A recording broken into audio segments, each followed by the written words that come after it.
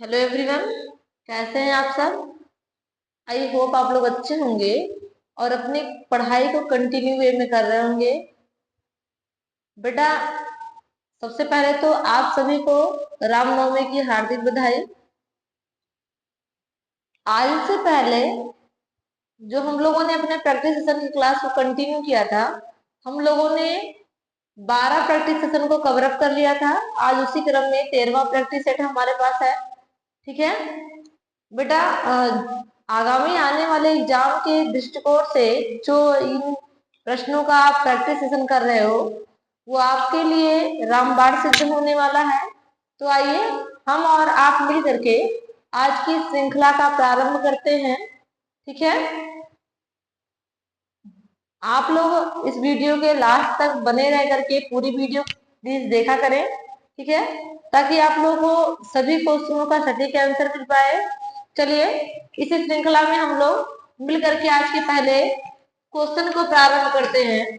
पहला क्वेश्चन है, भारत सरकार के द्वारा पोलियो उन्मूलन का प्रथम चरण प्रारंभ कब किया गया। ठीक है, भारत सरकार के द्वारा किसका कहेंगे, पोलियो उन्मूलन का प्रथम चरण आरंभ कब किया गया, ये क्वेश्चन हमसे पूछा जा रहा है। तो जो पोलियो उन्मूलन का प्रथम चरण भारत सरकार के द्वारा प्रारंभ किया गया था वो कब किया गया था बेटा, कहेंगे 9 दिसंबर। कब? 9 दिसंबर 1995 को भारत सरकार ने पोलियो वैक्सीन के पहले चरण को क्या किया था, प्रतिपादित किया था या प्रारंभ किया था, जिसमें कहेंगे 87.81 मिलियन, कितने, 87.81 मिलियन बच्चों को एक साथ। ठीक है, 87.81 मिलियन बच्चों को एक साथ ओरल वैक्सीन के रूप में, किस रूप में बेटा, कहेंगे ओरल वैक्सीन के रूप में प्लस पोलियो का टीकाकरण किया गया या प्लस पोलियो की वैक्सीन को प्रोवाइड करवाया गया। ठीक है, तो इस क्वेश्चन का जो राइट ऑप्शन हो जाएगा वो ऑप्शन नंबर ए 9 दिसंबर 1995 हो जाएगा।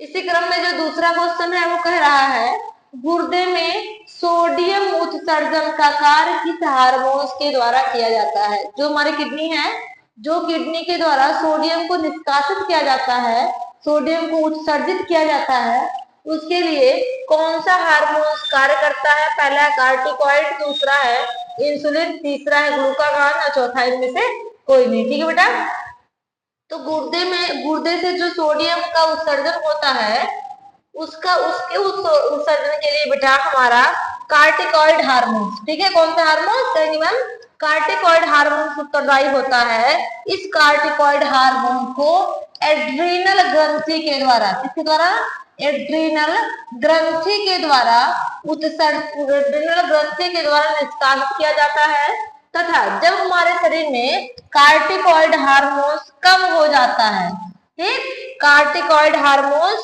कम हो जाता है तो सोडियम अधिक हो जाएगा।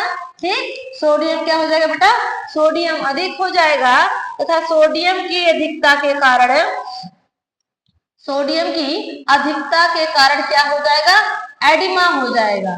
ठीक, क्या हो जाएगा, एडिमा हो जाता है, जिसको हम कहते हैं शरीर में सूजन होना। ठीक है, कार्टिकॉइड कम होगा तो सोडियम अधिक हो जाएगा और कार्टिकॉइड अधिक होगा तो क्या होगा बेटा, कार्टिकॉइड अधिक होगा तो सोडियम कम हो जाता है। ठीक है, सोडियम क्या हो जाएगा, कम हो जाएगा, जिस कंडीशन को एडिशन रोग कहा जाता है। क्या कहा जाता है, एडिशन रोग कहा जाता है। ठीक, तो कार्टिकॉइड ऐसा हार्मोन है जो हमारे गुर्दे से निकलने वाले सोडियम के उत्सर्जन को नियंत्रित करता है या कंट्रोल करता है। ठीक बेटा, अगले क्वेश्चन की तरफ मूव करते हैं। अगला क्वेश्चन हमारा कह रहा है कि इंसुलिन हार्मोन्स की क्रियाशीलता को बढ़ाने तथा थायराइड हार्मोन्स के निर्माण को कम करने का कार्य कौन करता है। ठीक है, ध्यान से पढ़िएगा। पहला, इंसुलिन हार्मोन की क्रियाशीलता कैसी हो रही है, बढ़ रही है। थायराइड हार्मोन की क्रियाशीलता के निर्माण में क्या होगा,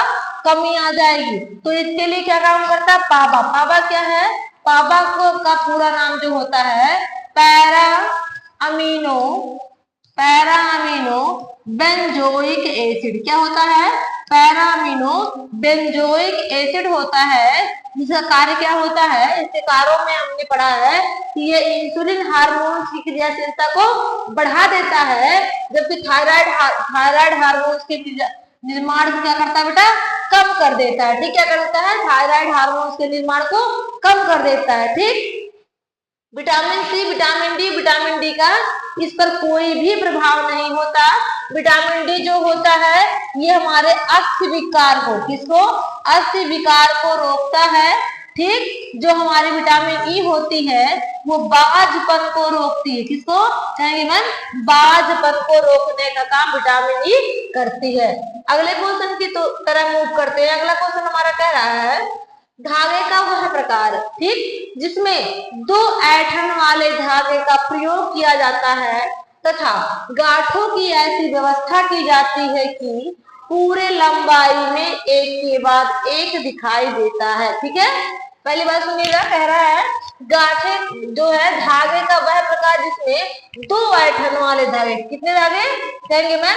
2 ऐंठन वाले धागों का उपयोग किया जा रहा है तथा गांठों की ऐसी व्यवस्था की जाती है। किसकी कहेंगे मैम?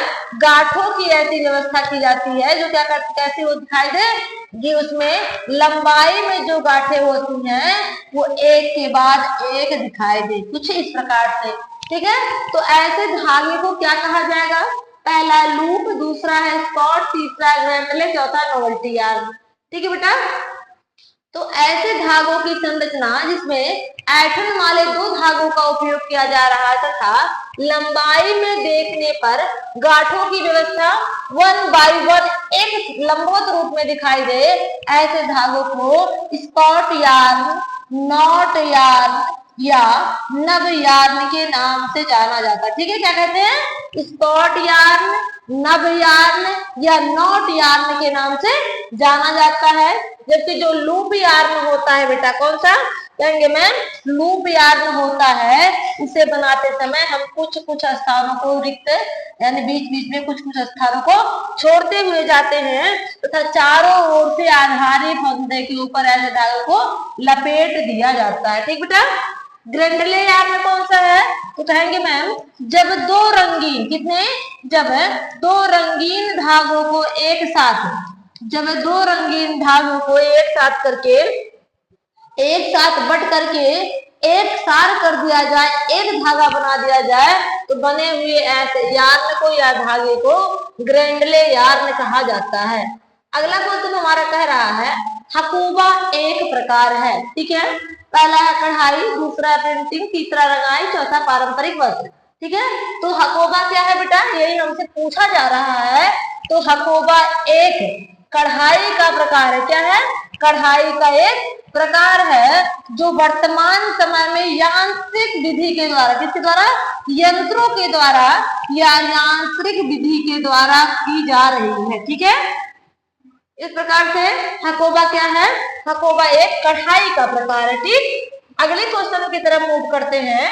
अगला क्वेश्चन हमारा कह रहा है कि टॉप डाइंग किस रेशे पर की जाती है? टॉप डाइंग क्या है? रंगाई में हमने आपको पढ़ाया है कि टॉप डाइंग क्या है?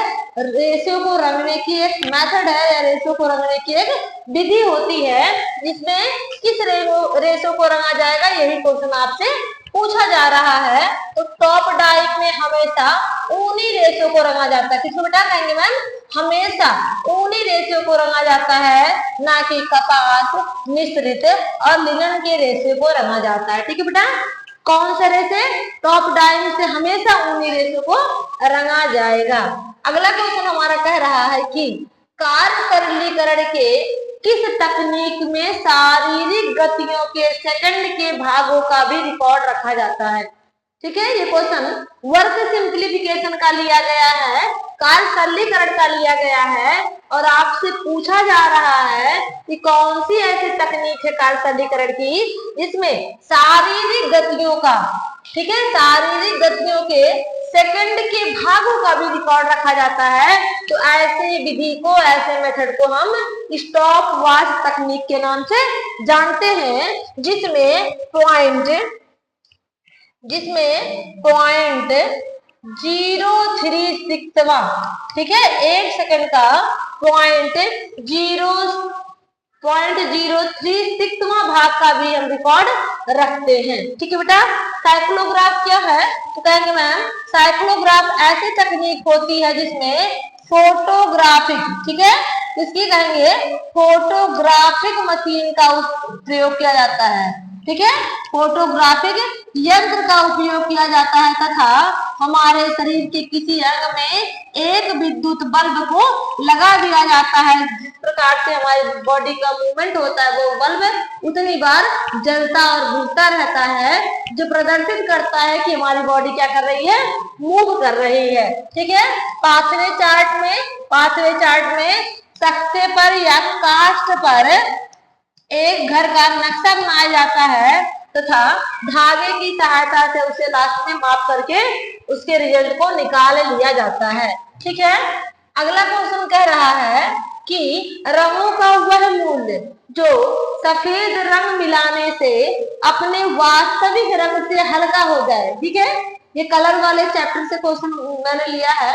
आपसे क्वेश्चन पूछा जा रहा है कि रंगों का वह मूल्य जो सफेद रंग को मिलाने से कैसा हो जाए, अपने वास्तविक रंग से हल्का हो जाए, उसे क्या कहा जाएगा। तो जो अपने वास्तविक रंग से हल्का हो जाता है बेटा उसे टिंट कहते हैं। क्या कहते हैं, उसे टिंट कहा जाता है। जबकि जब किसी रंग में काला रंग मिला दिया जाए, कौन सा रंग, काला रंग मिला दिया जाए और वह अपने वास्तविक रंग से कैसा हो जाए, गहरा हो जाए, तो उसे क्या कहा जाता है, उसे शेड कहा जाता है। ठीक है, अगला क्वेश्चन हमारा कह रहा है, अगला ऑप्शन हमारा है क्रोमा। तो क्रोमा क्या कहता है बेटा, क्रोमा जो होता है वो क्या है, कहेंगे मैम क्रोमा हमारे रंग के तीव्रता को प्रदर्शित करता है। किसको, रंग की तीव्रता को प्रदर्शित करता है।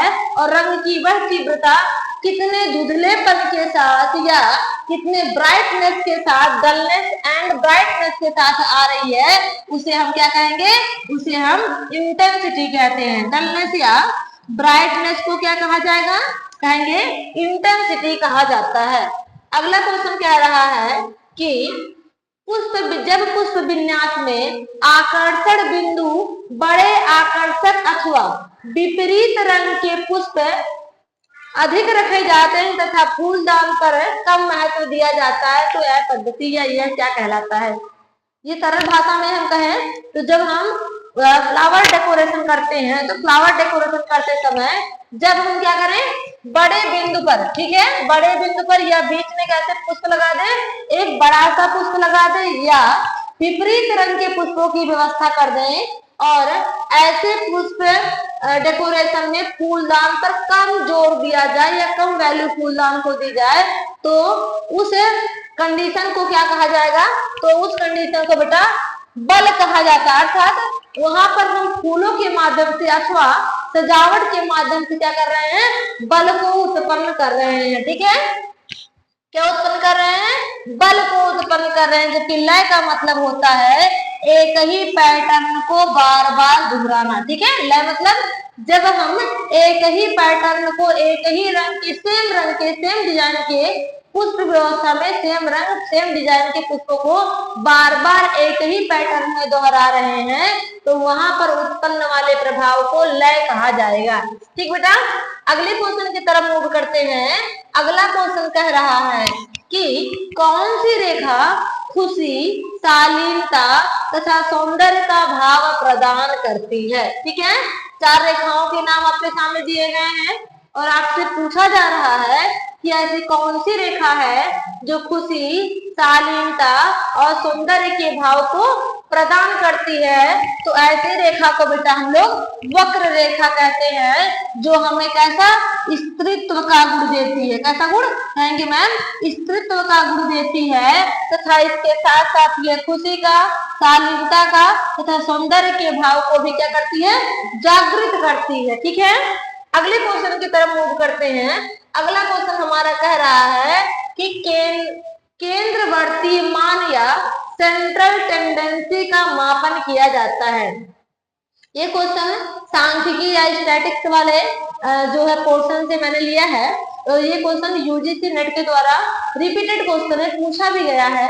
पूछा जा रहा है कि मध्यमान, मध्यिका या बहुलक में से ऐसा कौन सा है जो सेंट्रल टेंडेंसी का मापन इसके द्वारा किया जा रहा है। तो सेंट्रल टेंडेंसी का मापन जो होता है बेटा मध्यिका, मध्यमान, बहुलक अर्थात सभी के द्वारा किया जाता है। तो इस प्रकार से जो हमारा फोर्थ वाला ऑप्शन होगा वो राइट हो जाता है। ठीक है, अगला क्वेश्चन हमारा कह रहा है कि सांख्यिकी के कार्य हो सकते हैं। स्टैटिक्स में जो हमारा स्टैटिक्स होता है उसके फंक्शंस कौन कौन से हो सकते हैं। पहला है प्रवृत्तों का संकलन करना, दूसरा है प्रवृत्तों का विश्लेषण करना, तीसरा है सततता की जांच करना, चौथा है सभी। तो बेटा सांख्यिकी जो होती है वो क्या करती है, वो हमारे डेटा को क्या करती है, कलेक्ट भी करती है। क्या करती है, डेटा कलेक्शन करती है। हम लोगों ने पढ़ा ना, डेटा कलेक्शन करती है। वो प्राइमरी और सेकेंडरी दोनों डेटा हो सकते हैं, है ना, प्राइमरी और सेकेंडरी दोनों हो सकते हैं। इसके साथ साथ कलेक्टेड डेटा का एनालिसिस करती है। क्या करती है, कलेक्टेड डेटा का एनालिसिस करती है और जो प्राप्त रिजल्ट होता है उसकी सत्यता की जांच भी करती है। तो इस प्रकार से सांख्यिकी कार्यों में ये सभी गुण को सम्मिलित किया जाता है। ठीक है बेटा, क्या करेगी, प्रदत्तों का संकलन करेगी, विश्लेषण करेगी, सत्यता की जांच करेगी, अर्थात ये जितने भी कार्य दिए गए हैं इसका संचालन सांख्यिकी के द्वारा किया जाता है। अगला क्वेश्चन है 75वें सततीय मान तथा 25वें सतासीय मान के बीच की आधी दूरी को क्या कहा जाएगा, 75 परसेंटाइल। ठीक है, 75 परसेंटाइल तथा 25 परसेंटाइल, ठीक है, के बीच की आधी दूरी को क्या कहा जाता है। तो कहेंगे बीच की आधी दूरी को चतुर्थांश विचलन कहा जाता है। क्या कहा जाता है, चतुर्थांश विचलन कहा जाता है।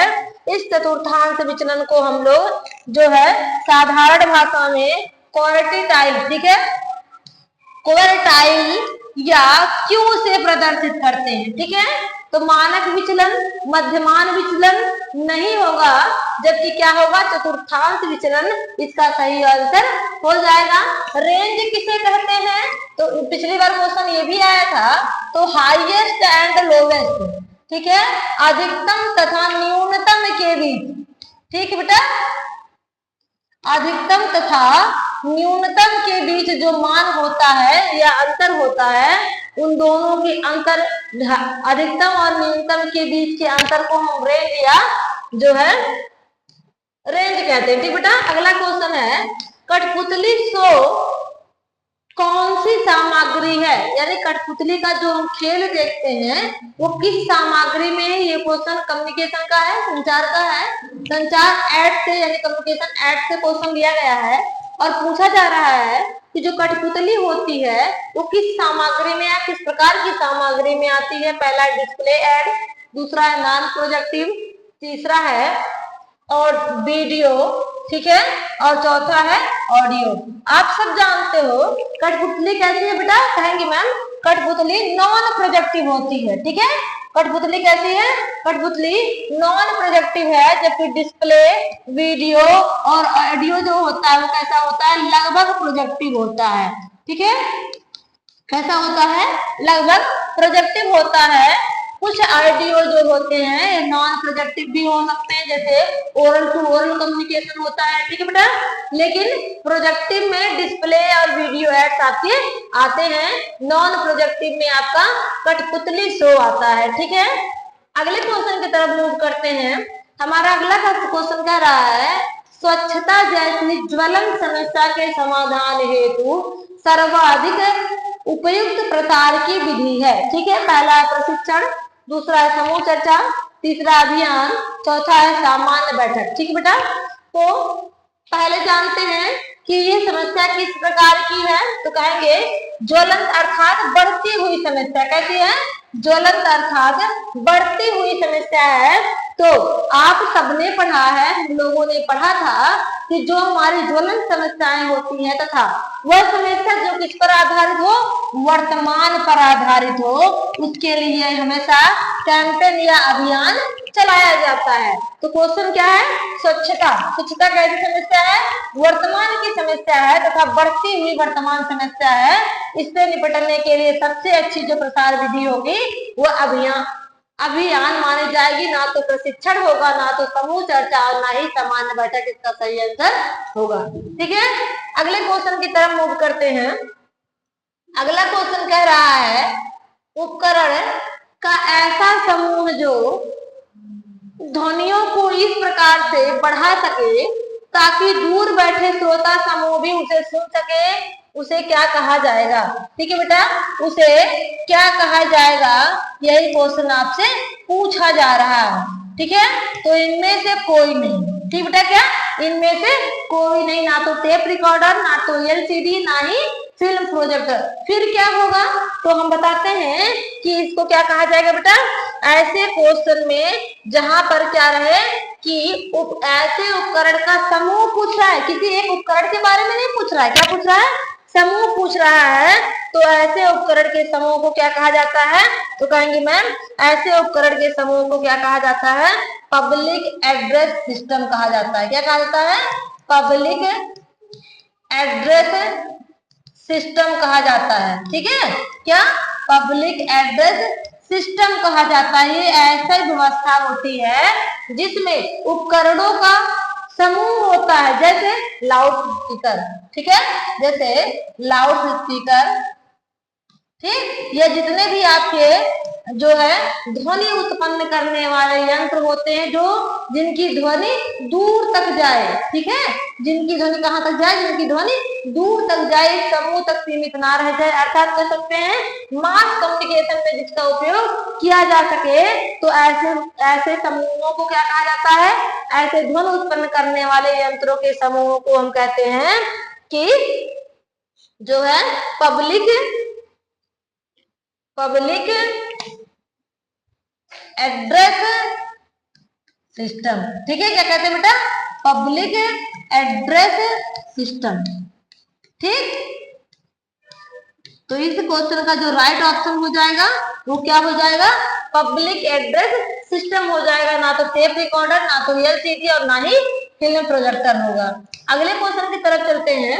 अगला क्वेश्चन कह रहा है क्या है तथा क्या होना चाहिए, मतलब जो है ये सही है या नहीं सही है, अगर सही नहीं है तो क्या होना चाहिए के बीच का जो अंतर होता है वो प्रसार शिक्षा में क्या जाना जाता है। ठीक है बेटा, क्या है तथा क्या होना चाहिए बीच का जो अंतर होता है उसे कैसे आप जस्टिफाई करोगे, तो उसे जस्टिफाई करने के लिए हम अपने नीड को रखते हैं। ठीक है, यानी कि हमारी आवश्यकता जो है उससे तृप्त है, या हमारी आवश्यकता क्या कह रही है, जो ये ना होकर के कुछ और होना चाहिए। तो प्रसार शिक्षा में बेटा क्या है तथा क्या होना चाहिए के बीच का जो अंतर होता है वो क्या कहलाता है, वो हमारी आवश्यकता कहलाती है, हमारी बेसिक नीड कहलाती है कि क्या है तथा क्या होना चाहिए। यानी कि हमारी कंडीशन आज कैसी है और हमारी कंडीशन होनी कैसी चाहिए, इसके बीच का जो अंतर होता है वो हम तब जान पाते हैं जब हम अपनी आवश्यकताओं को क्या करते हैं, अपनी आवश्यकताओं को उस पर रख करके अंदाजा लगाते हैं। ठीक बेटा, अगला क्वेश्चन क्या है, खादी एवं ग्रामीण उद्योग कमीशन का गठन किस वर्ष किया गया। ठीक है, खादी और ग्रामीण उद्योग कमीशन का जो गठन किया गया था बेटा वो 1957 में किया गया था। कब किया गया, कहेंगे मैम 1957 में खादी एवं ग्रामीण उद्योग कमीशन का गठन किया गया। इस प्रकार से इस क्वेश्चन का जो राइट ऑप्शन हो जाएगा बेटा ऑप्शन नंबर 1 हो जाएगा। अगला क्वेश्चन हमारा कह रहा है एंटरप्रेन्योरशिप शब्द की उत्पत्ति किस भाषा से हुई। ठीक है, ये जो क्वेश्चन दिया गया है ये महिला सशक्तिकरण और महिला उद्यमिता से लिया गया क्वेश्चन है। इसमें पूछ रहा है एंटरप्रेन्योरशिप शब्द की उत्पत्ति किस भाषा से हुई है। ठीक है बेटा, तो एंटरप्रेन्योर शब्द की जो उत्पत्ति हुई है वो किस भाषा से, कहेंगे मैम फ्रेंच भाषा से। किस भाषा से, कहेंगे मैम फ्रेंच भाषा से इसकी उत्पत्ति हुई है। ठीक, तथा इसका अर्थ क्या होता है, कहेंगे इसका अर्थ होता है उद्यमिता। क्या होता है, उद्यमिता होता है, अर्थात वह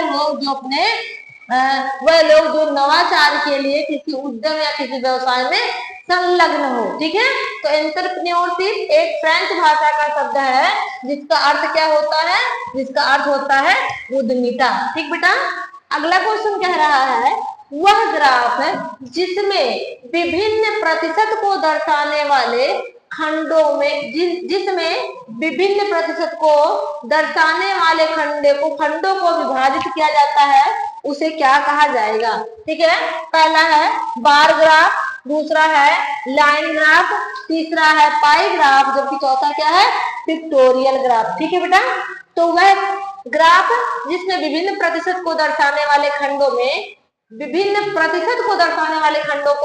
विभाजित किया जाए, ऐसे खंड को या ऐसे ग्राफ को हम पाई ग्राफ के नाम से जानते हैं। क्या कहते हैं बेटा, कहेंगे मैम पाई ग्राफ कहा जाता है। एक पाई ग्राफ जो होता है उसका कुल मान जो होता है वो कितना डिग्री होगा, कहेंगे मैम 360 डिग्री होता है, जबकि इसके संपूर्ण भाग का जो प्रतिशत होता है वह 100% होता है। कितना होता है, 100% होता है, तथा डिग्री कितनी होती है, 360 डिग्री होती है, तथा इसे हम कई खंडों में विभाजित करके प्रतिशत के आधार पर विभाजित करके इसका पूर्ण मान निकाल सकते हैं। जबकि जो हमारा बार ग्राफ होता है वो कैसे होता है, कुछ इस प्रकार से होता है। ठीक है, बार ग्राफ कुछ इस प्रकार से होता है, तथा बार ग्राफ हमेशा जनसांख्यिकी के लिए, ठीक है, अक्सर जनसांख्यिकी के लिए इसका उपयोग किया जाता है। जबकि लाइन ग्राफ जो होता है ये किसी भी व्यवसाय में या किसी ज्वलंत समस्या का घटता और बढ़ता जो है ग्राफिकल प्रदर्शन होता है। जैसे अभी कोविड का जो रेंज है, ये कोविड की जो बढ़ने की गति थी, कितने पीक पे हुआ, कब डाउन हुआ, कब इंक्रीज हुआ। ठीक है, इसे प्रदर्शित करने के लिए हम किसका उपयोग करते हैं, हमेशा लाइन ग्राफ का उपयोग करते हैं। ठीक बेटा, अगले क्वेश्चन की तरफ मूव करते हैं। अगला क्वेश्चन हमारा कह रहा है कि शिक्षण विधियों को किस आधार पर लिखित, दृश्य, कार्मिक आदि वर्गों में वर्गीकृत किया जाता है। ठीक है, शिक्षण विधि टीचिंग मेथड की बात कर रहा है, तो शिक्षण विधियों को किस आधार पर लिखित, श्रव्य, लिखित, दृश्य, कार्मिक आदि वर्गों में अभिरूप के आधार पर, किस रूप में कहेंगे मैम, अभिरूप के आधार पर क्या किया जाता है, वर्गीकृत किया जाता है। ना तो नवाचार यानी कि इनोवेशन डिसीजन प्रोसेस के माध्यम से, ना ही लर्निंग प्रोसेस के माध्यम से, और ना ही उपयोगिता के आधार पर, बल्कि अभिरूप के आधार पर इसे वर्गीकृत किया जाता है, या कह सकते हैं इसे क्या करते हैं, इसे बांटा जाता है। अगला क्वेश्चन है किस अमीनो एसिड के चयापचय की प्रक्रिया से नियासिन सेरोटोनिन में बनता है। ठीक है, ध्यान रखना, ये क्वेश्चन थोड़ा सा हल्का सा टर्न किया गया है। क्वेश्चन हम लोगों से पूछा जाता था अब तक कि किस अमीनो एसिड से नियासिन का निर्माण होता है। ठीक है, तो हम कहते थे मैम ट्रिप्टोफैन से। क्वेश्चन वही है, बस थोड़ा सा एंगल टेढ़ा किया गया है। क्वेश्चन में पूछा जा रहा है कि नियासिन से सेरोटोनिन का निर्माण होता है। ठीक है बेटा, तो ट्रिप्टोफैन से किसका निर्माण, ट्रिप्टोफैन से नियासिन का निर्माण। ठीक है, किसका निर्माण कहेंगे मैम, नियासिन का निर्माण। जबकि नियासिन से किसका निर्माण कहेंगे मैम, नियासिन से सेरोटोनिन का निर्माण। ठीक है, सेरोटोनिन का निर्माण। तो इस प्रकार से इस क्वेश्चन का राइट ऑप्शन हो जाएगा वो ट्रिप्टोफैन हो जाएगा। ठीक बेटा, क्या हो जाएगा कहेंगे मैम, ट्रिप्टोफैन हो जाएगा। अगले क्वेश्चन की तरफ मूव करते हैं। अगला क्वेश्चन हमारा कह रहा है भोजन को ऊर्जा में बदलने के लिए कौन सा विटामिन शरीर में, कौन सा विटामिन शरीर में कोशिकाओं की मदद करता है। किसकी मदद करता है, हमारी सेल के लिए हेल्प करता है। ठीक है, तो आपने पढ़ा है, जब मैंने पढ़ाया था कार्बोहाइड्रेट वाले चैप्टर में आपको क्रब साइकिल, ठीक है, क्रब साइकिल मैंने पढ़ाया था, तो मैंने शुरू में बताया था आपको पहले चरण में ही कि जो थायमिन होता है, ठीक, थायमिन क्या करता है, जब हमारे कोशिकाओं के, ठीक है, माइटोकॉन्ड्रिया के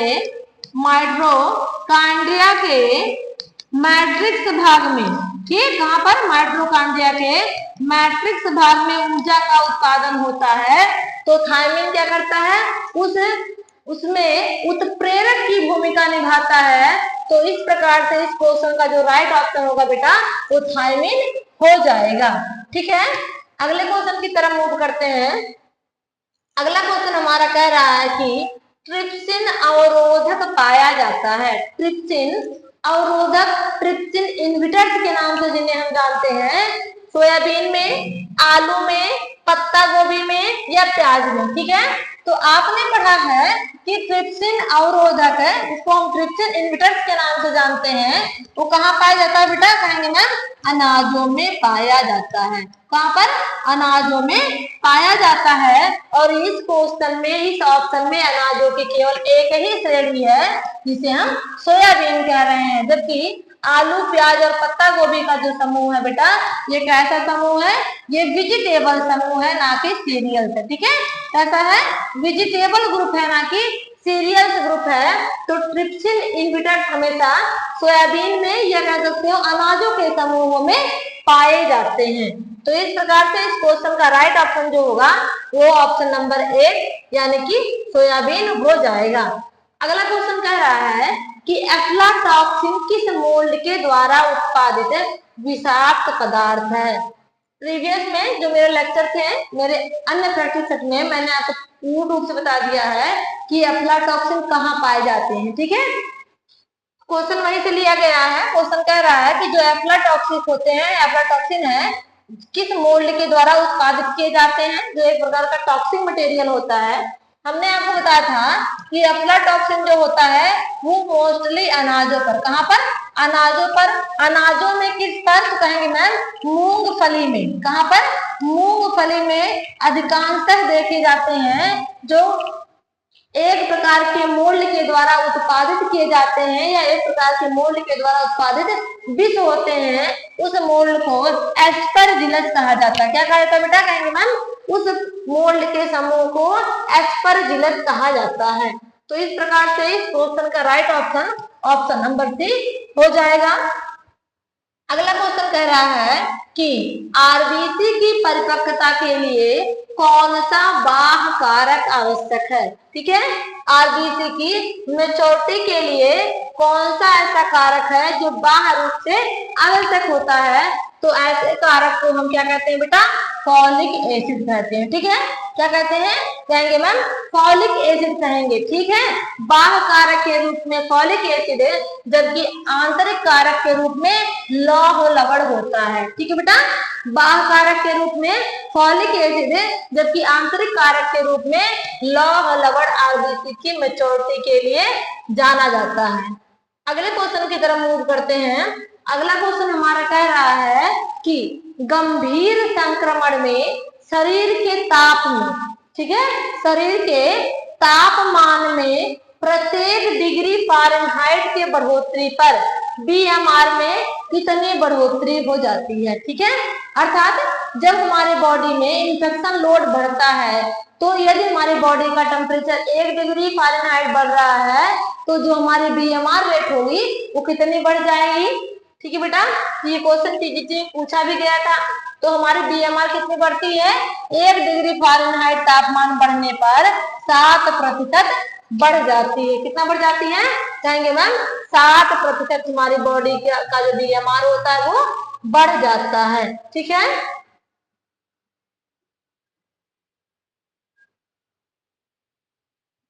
चलिए आज के लिए बस इतना ही। आगे आपको हम जो है और भी प्रश्न प्रोवाइड करेंगे।